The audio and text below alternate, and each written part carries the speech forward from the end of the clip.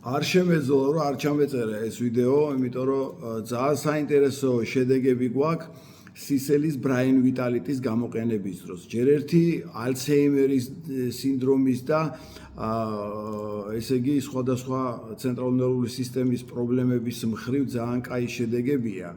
მათ შორის დემენციის პროფილაქტიკისთვის, ალცჰეიმერის სინდრომის პროფილაქტიკისთვის ძალიან კაი შედეგები გვაქვს. პოსტ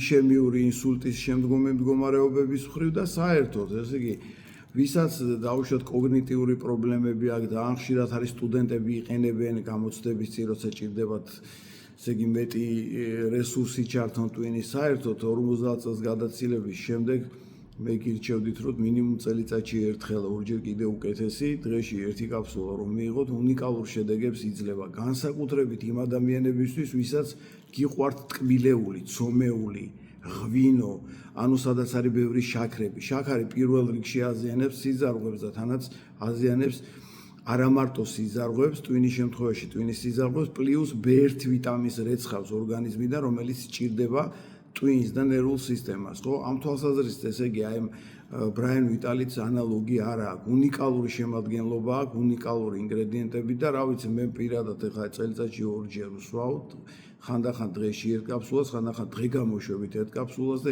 უნიკალურ შედეგებს მაძლევს და რა ვიცი, გირჩევდი, ძალიან მაგარი ფორმულაა. ერთხელ მაინც რომ გატესტოთ, მიხვდებით, რომ აქამდე როგორ ვიყავი ამ ფორმულის გარეშე. უნიკალური სცენარეული შემადგენლობით. მადლობთ ყურადღებისთვის.